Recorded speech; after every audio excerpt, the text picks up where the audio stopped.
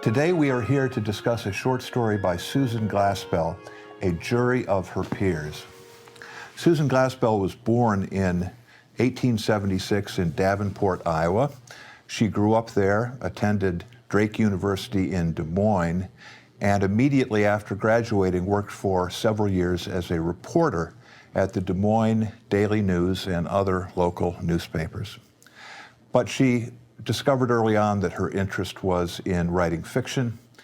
She moved to Chicago, did graduate studies at the University of Chicago, and began writing short stories, published in magazines, which in those days published a lot of fiction, weekly magazines of one sort or another, and they were immediate hits. Her first novel, The Glory of the Conquered, published in 1909, became a national bestseller and drew a rave review from the New York Times.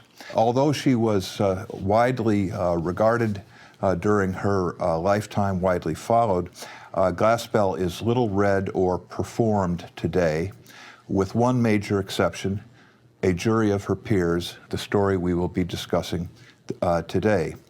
It was published in 1917 based on a play named Trifles that she had written and produced in Provincetown the year before. Both were in turn based upon a true murder that had taken place at the turn of the century in Des Moines, which she had covered and become very closely interested in as a young girl. The short story was an immediate hit. It was highly controversial. Many readers regarded it as highly disturbing in its plot and denouement. It was anthologized in that year and in many, many years throughout her lifetime. It was rediscovered in the 1970s by the feminist movement, and it has become a staple of women's studies courses in colleges and universities in recent decades. So that's a little background about Susan Glaspell and A Jury of Her Peers. And I'd now like to ask Amy to tell us a little bit about this story. Sure. The plot of the story is deceptively simple, and I'll basically really just rehearse the plot. A farmer, John Wright, has been found by a neighbor, Mr. Hale, strangled in his bed by a rope. His wife, Mrs. Wright, born Minnie Foster, has been arrested and accused of the murder. The story takes place the next day when Sheriff Peters, along with the attorney, the county attorney, Mr. Henderson, the witness, Mr. Hale, and the wives of the sheriff as well as of Mr. Hale, Mrs. Peters and Martha Hale, respectively, visit the Wright house. The men go to seek evidence that might convict the accused, the women to gather things to bring to the accused in jail. The two women, formerly unfamiliar to one another, spend their time downstairs looking at kitchen things and the like, which are dismissed by the men as insignificant or as mere trifles. While the men, the real investigators, search the bedroom upstairs and the barn outside. The men come up empty, not so the women. Much more penetrating in their vision, they piece together the sort of married life that Mrs. Wright must have lived. And from a series of clues, the unfinished work in the kitchen, bad stitching on a quilt she had been sewing, the unhinged door on the canary cage, and finally the corpse of a strangled canary, they reconstruct Mrs. Wright's motive. In silent collusion, Mrs. Hales and Mrs. Peters choose not to disclose the clues that would reveal this motive. Thus, they tacitly constitute themselves as a jury of her peers, and they judge and acquit Mrs. Wright of any wrongdoing.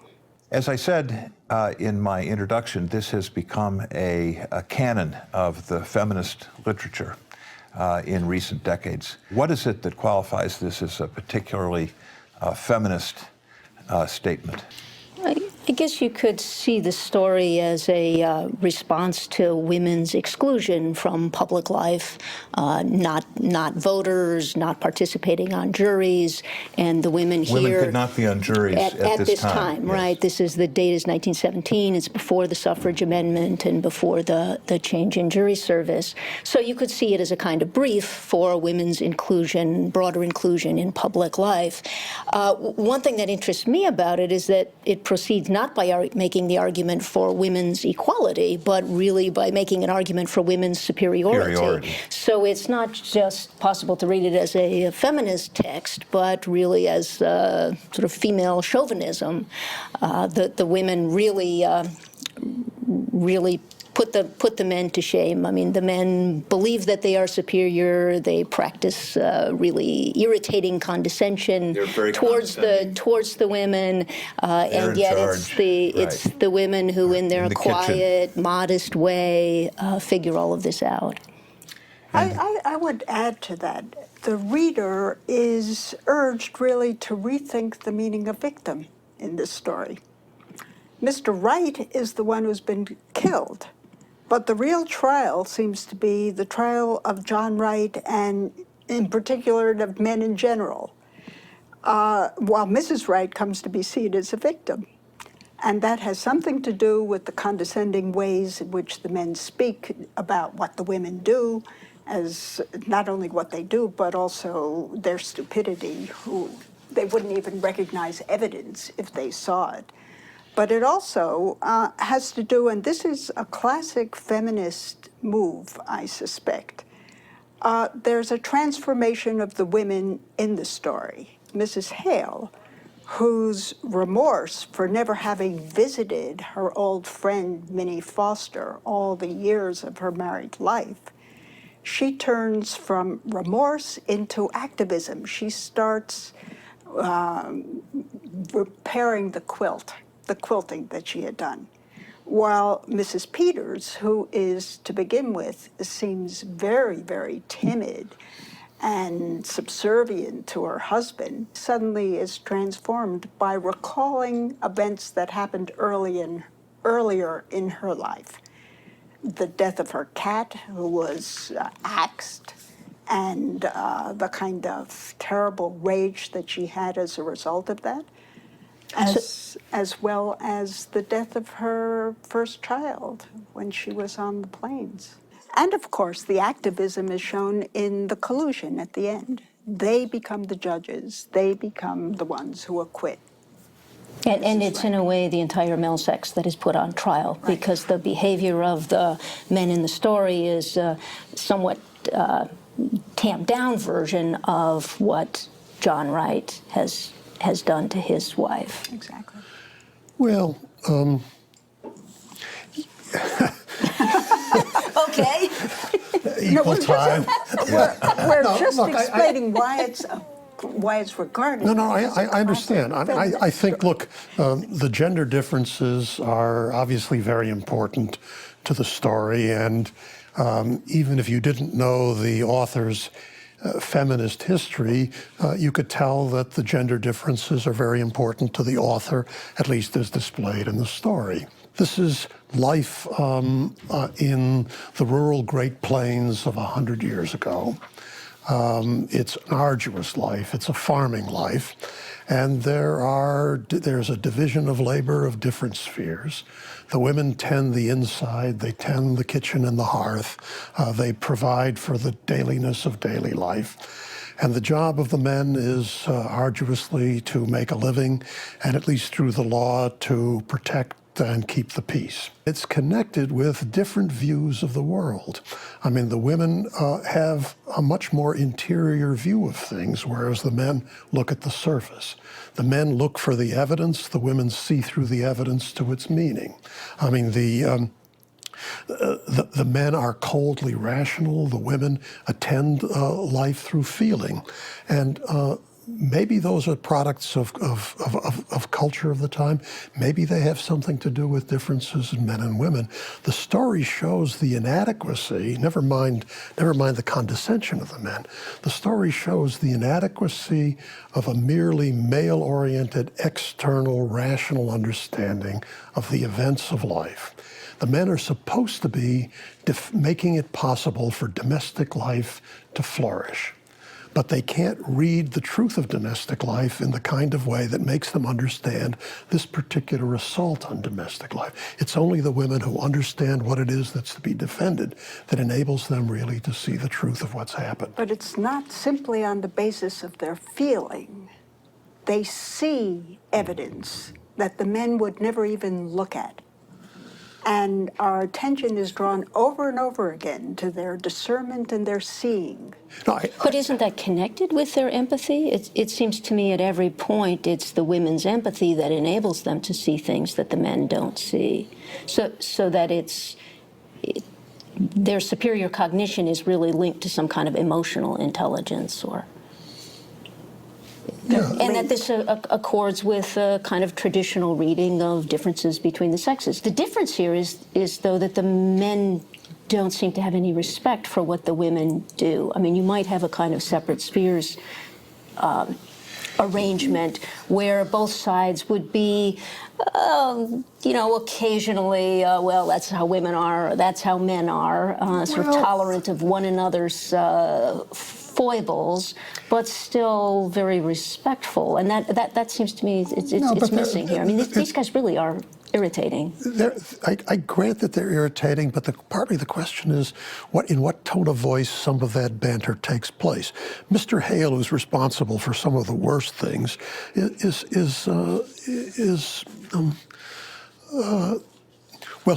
fact, his wife is explicitly known to be his superior because she's afraid when he speaks, he's going to wander off and he's illogical, like a little boy pronouncing in school.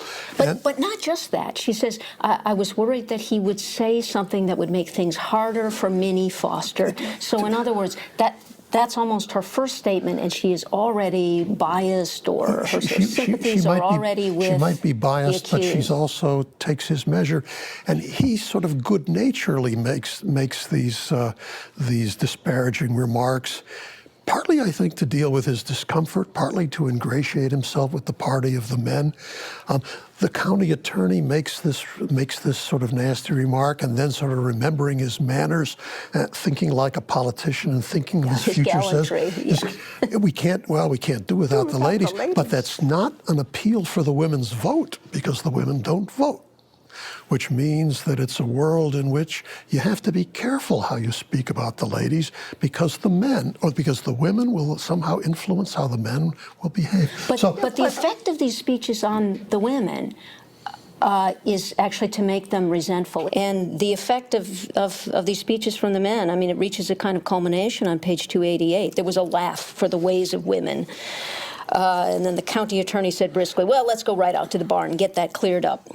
I don't see as there's anything so strange, Mrs. Hale said resentfully. Yep. And it seems to me it's right after that moment it reaches this kind of crescendo for her that she takes her first step to actually alter the evidence and hide the evidence, her first step towards the obstruction of justice. She's lost all respect for the world of man's justice. That's why I would say it's not just sympathy, but also cognition. The last comments and the overall picture I agree with.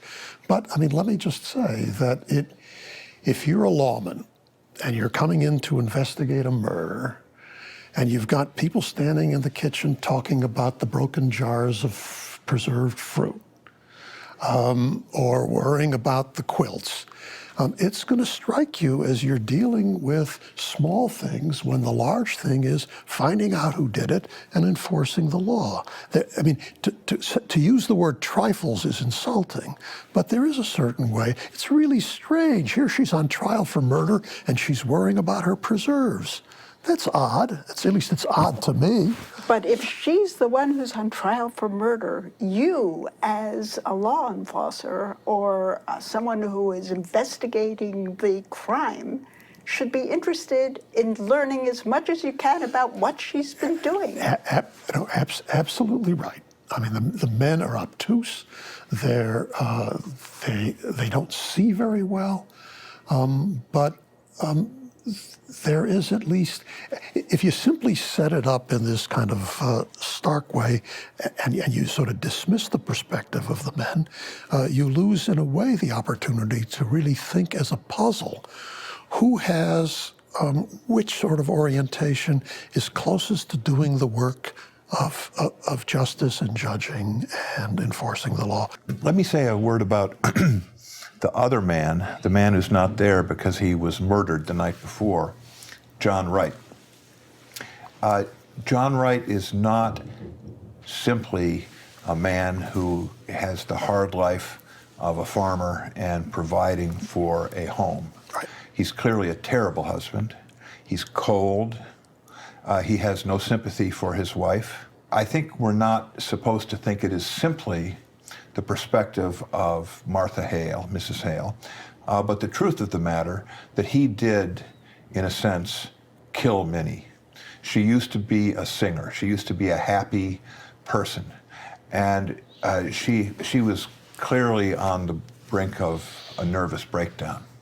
At the time her canary was strangled. She had this one little piece of happiness in her life, and something happened, and he came in and he wrung the canary's neck. He killed the canary.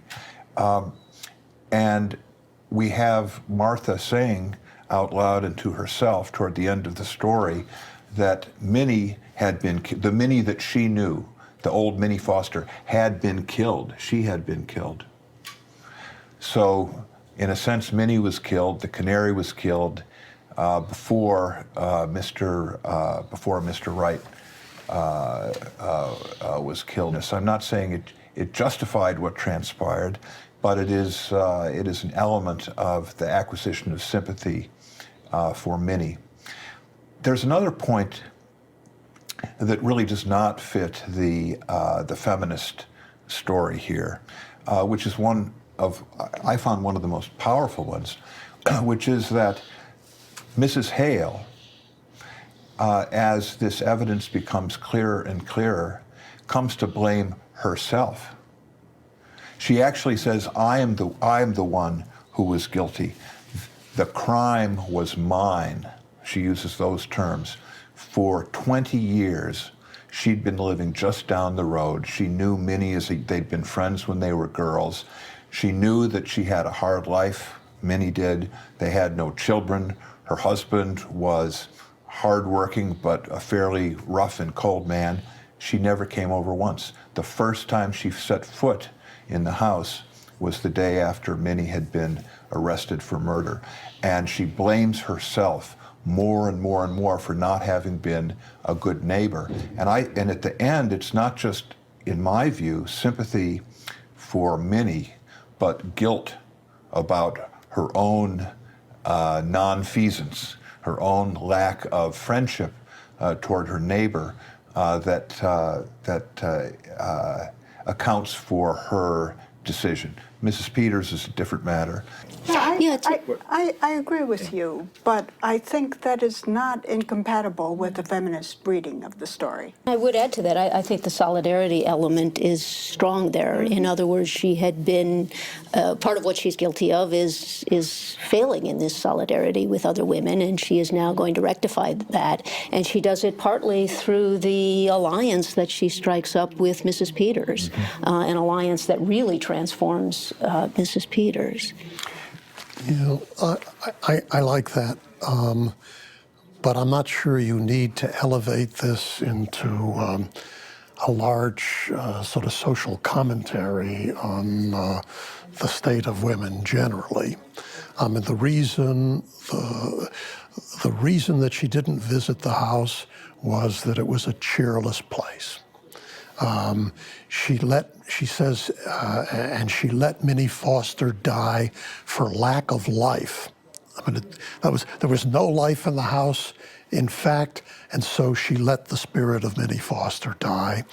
And she comes, I think, to see, and both of the women comes to see, as Chris, I think, has indicated, that in a certain way, the killing of Mr. Wright is the taking of revenge for the strangling of the canary, which is symbolically the killing of Minnie Foster. Mrs. Wright, Mrs. Hale always calls her Minnie Foster. She never calls her Mrs. Wright.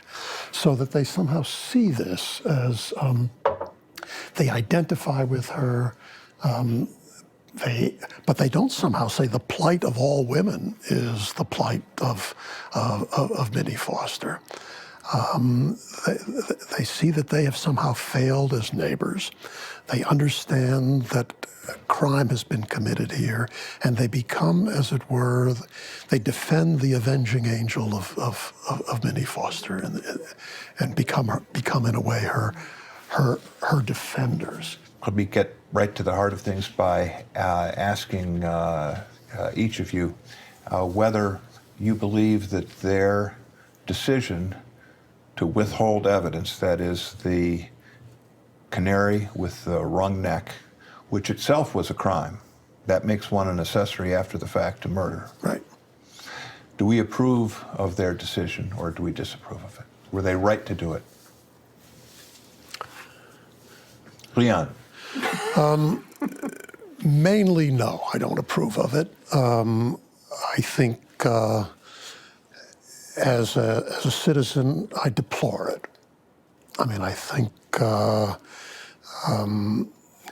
whatever your feelings of sympathy might be for the accused, the law requires that, at least with respect to the investigation, we disclose what happened, and if one wants to plead for mercy on the basis of sympathy, one can do it at the trial, or one can do it at sentencing, or various other times. But there's a curious thing. I mean, I said mainly no, and as a citizen, I continue to say no. But it's very curious. The story is about a jury of her peers, namely Mrs. Wright's peers. But the reader is put also in a position of constituting him or herself part of a jury of the peers of these two women who've withheld evidence. And I find myself sympathetic to these women. In other words, you read the story, you're able to see the whole crime through their eyes. And you could say, the law is the law, but there's such a thing as either equity or justice, and it's not just female solidarity. They've understood something. They've declared, they found a notion of justice in which Minnie Foster Wright is not guilty, and we're as a jury of their peers, as a jury of their peers, we are so sympathetic to them that our initial presumption that they've done wrong is at least qualified. So, I mean, so I'm bothered. I mean, I mostly think they did wrong, but why is it that I'm so sympathetic to what they've done? Because you are both a human being and a citizen. No, I'm saying it's not that I'm a sappy human being who's been softened up by decades of feminism. I'm not saying that sympathy is sap. It's that they have enabled me to understand the entire crime because they understand the inner meaning of the house. They understand that this is in some ways just. Mr. Wright, in a certain way, got what he deserved. That's what you mean by justice. And there is a sense of justice which is not simply law-abidingness. That's partly, I think, what's I would agree with that. I would say that as a citizen, they should not have withheld the evidence. But you can't help but feel some kind of sympathy for what they're doing. Wait a minute. As you read along. And also, can I bother you? Just 1 second. There's one thing that's said about Mr. Wright, in addition to the fact he's reputed to be a good man in town, and he doesn't drink, and he pays his debts. And he doesn't beat her. And he doesn't beat her. But Mrs. Hale says, this is a quote, he's like a raw wind that gets to the bone. Now, anyone with a soul in her body. Look, there are has bad to- marriages. There are bad marriages. They're very sad. They don't generally justify your killing your husband. And it's not, this has got to be more than sympathy. It's got to be, I didn't say I simply sympathized with these women. They're moved by female solidarity in part. I'm not. I'm moved by justice. And I have a sense that... Well, I think they are too. But there is a larger justice that they've achieved here. Is that right? I guess I'm not quite prepared to agree with that. I mean, there is a murder that goes unpunished. Right. They've committed obstruction of justice. There's also been really kind of a loss of marital trust. I mean, particularly in bringing Mrs. Peters into this. She's married to the law, and now she's going to be engaged in this cover-up for the next few months. I don't see that they've really done Minnie Wright herself any favor. And it seems to me that the women have proved their own unsuitability for ever serving on a jury or ever being granted the vote and inclusion on juries. I mean, juries are really at the heart of our justice system. This is an issue central for a self-governing people, and Yeah, look, with the exception of your hesitation to put women on juries, I agree. They've done something wrong, and justice, in the formal sense, certainly has not been served. But the question is, why is it that people reading this story who are not responding to a feminist argument and who are not responding to female solidarity nevertheless say, you know what, they've seen something insofar as they've constituted themselves a jury. They may have done justice here.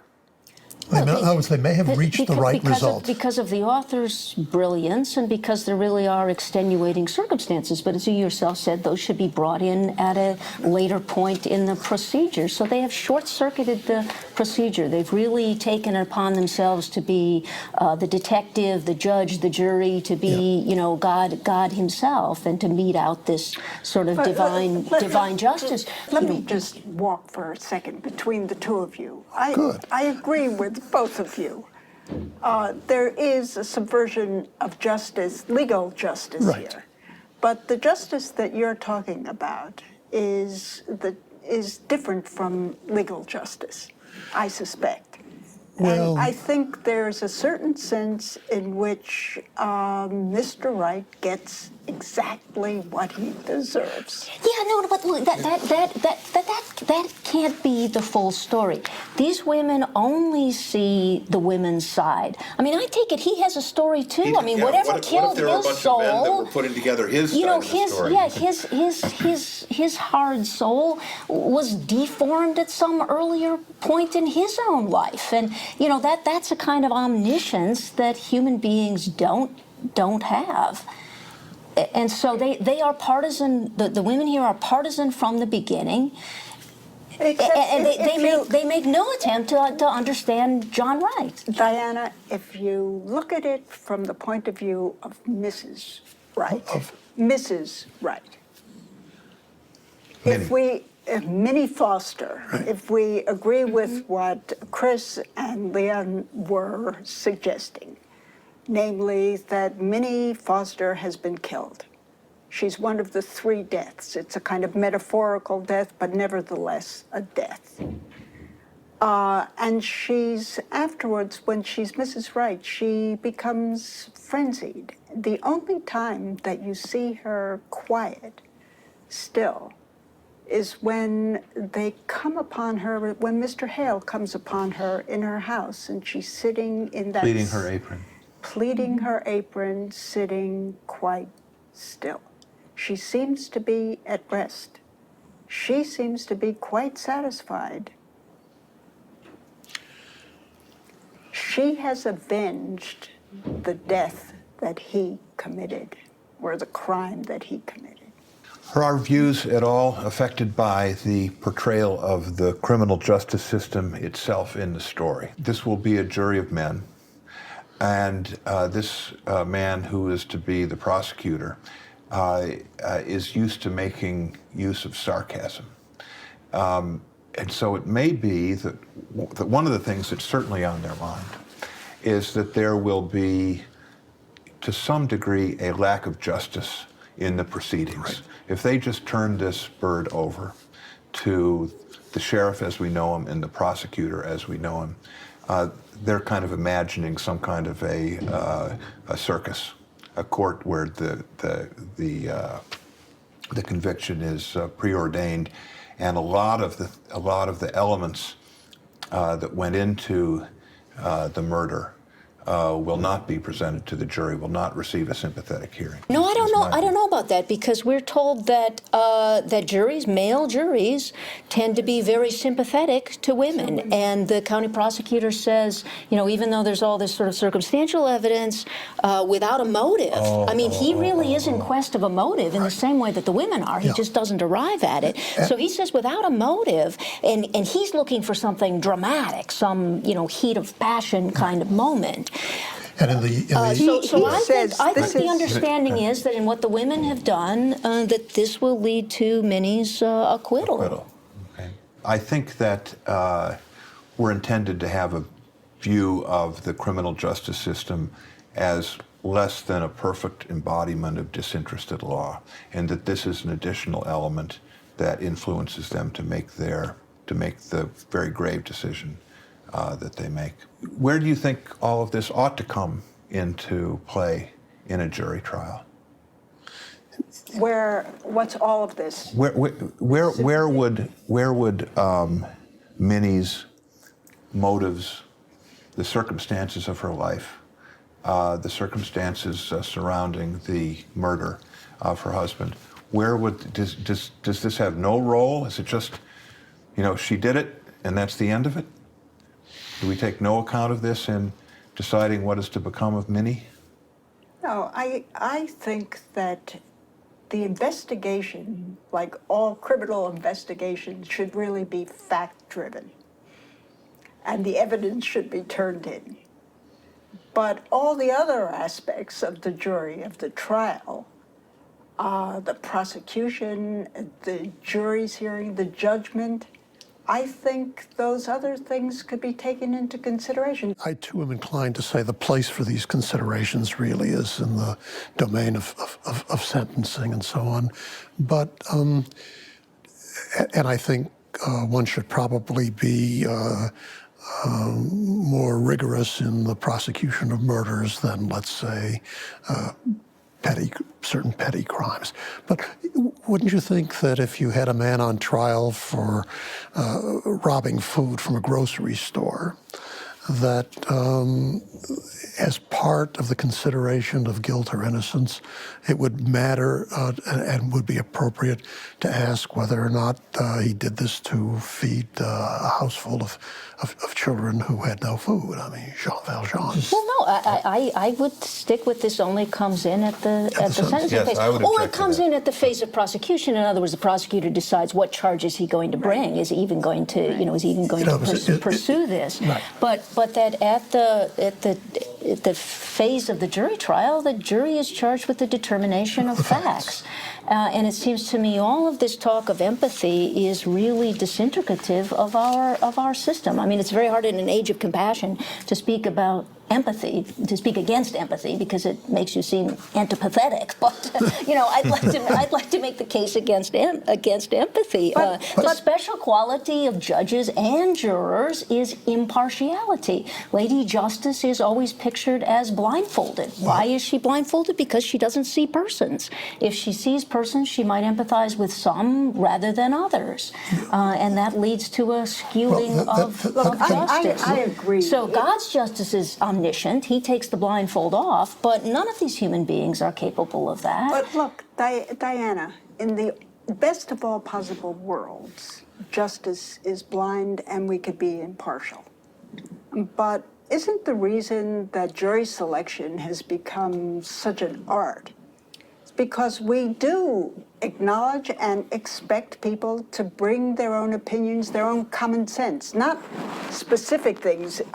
This crime was done to someone in my house, and therefore I'm going to get that person. Not specific things, but in general. I would say some of that development has been not so desirable either. Yeah, but it seems to me, yes, impartiality is an aspiration. We are not going to attain it, but it's an aspiration that's worth upholding, and omniscience is not a more easily attained standard, and so we better stick with impartiality. But when the jury reaches a verdict on the facts, is it enough to say, yes, Mrs. Wright was the one who put the rope around her husband's neck? Is that all that's is all that the jury is supposed to say? It would depend on the charge the prosecutor brought. If he brought a charge of first-degree murder, then they would have to also determine whether it was premeditated and willful, whether it met the standards of first-degree murder. Okay.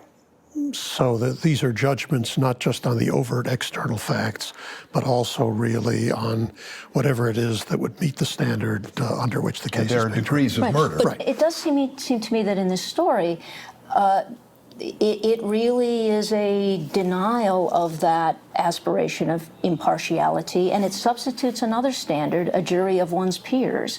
And even though people use this phrase a lot, that phrase is not in the Constitution. Right? And it seems to me that a jury of one's peers is proper to a regime characterized by inequality or a class-based regime like England, where it originated. Right. But that in America, where the premise is equality, that we shouldn't think so much about a jury of one's peers constituted as, folks just like you, your gender, your race, your little neighborhood, but instead in terms of impartiality that every citizen ought to aspire to. Yeah. Are these two women actually jurors? Is that a good metaphor? Is the title appropriate? I think not, for the reasons that, it's a term of art, fits with the story. But in fact, even if women could have been jurors then, neither of them would have made it onto the jury. One was her neighbor, one was the sheriff's wife. And what the Constitution guarantees is a speedy trial by an impartial jury. Diana's raised some doubts about the wisdom of going this route. We do have, according to the Constitution, the passage that you read, it's not just an impartial jury, it's an impartial jury of the state and district where the crime shall have been committed. I guess the question is, what is the Constitution getting at when it's saying of the state and district? Is that a sort of shorthand for people sort of like you, of people who know the circumstances of your life? Right. And isn't that, if so, isn't that sort of halfway to saying people who might be at least sufficiently sympathetic to the life in which the crimes have been committed so that they could judge most richly and not simply abstractly according to the letter of some law? I take it that the requirement of common district and community is not so much to produce a sympathetic jury as to produce a jury that will be free of negative prejudices.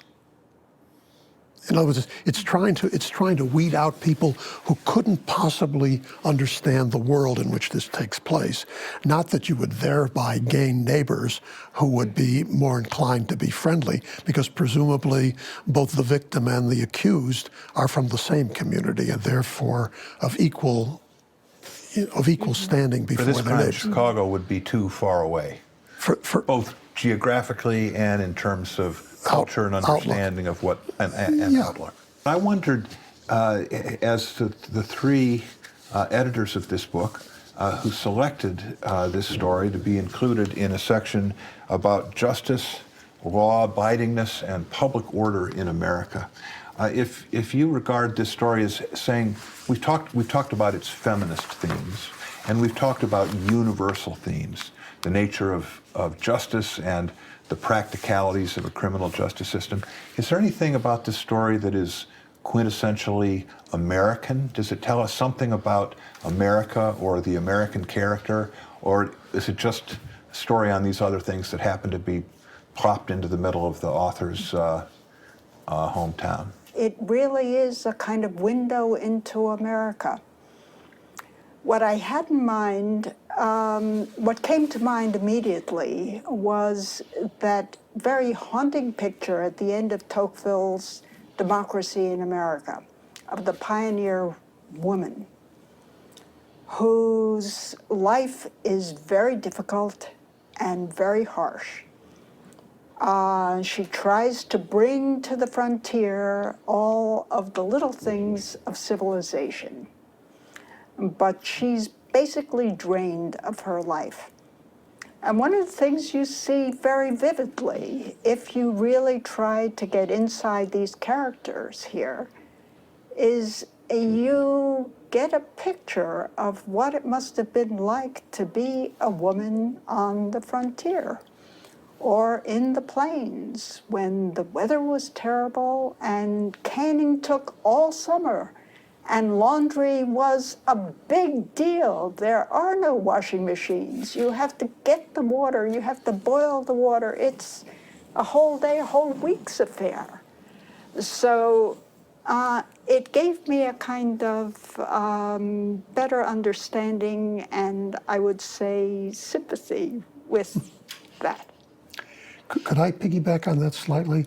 I mean, I thought you were going to say of the pioneer woman in Tocqueville that she endured all of this because of her children. And what you see in this story is the crucial difference of a house with children and a house without children.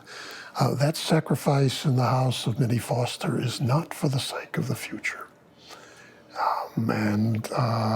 So it's really starker. It's very stark. Yeah. I mean, it's the frontier without that for which the frontier has been settled. But there's also something else. We set this out on the frontier or the Great Plains. It also partakes of a certain American sense of doing justice outside the law. The sheriff is not always in town. The procedures are not always available. The Westerns. The Westerns, and there's a lot of vigilante justice during this particular time, not necessarily salutary, but there's something both good and bad about the American impulse to make things right and not to rely upon old and established and traditional institutions. They step forward, they try to fix things, they try to make things right. And the law is in a way supposed to do this for us, but we don't surrender altogether our sense of our own rectitude or what we think is needed, both for better and for worse. Diana? You don't like that? Well, this reading is paired with two other readings. Exactly. One from Lincoln, and Lincoln makes the case for absolute law-abidingness, right, and that this will be crucial, especially in the future, to the preservation of self-government. So you're right that this other element is there from an early point, yes, and is very American. But Lincoln, at least, regards it as something that needs to be corrected. But of course, the other reading, sandwiched between the Lincoln and the Glaspell, is Martin Luther King's letter from Birmingham jail, which says there are laws that aren't laws because they're unjust. So, I mean, I really do think with the array of these three pieces that students can really see all of the arguments and reach their own conclusions. Good, fine. Diana, Leon, Amy, thank you for a fascinating discussion.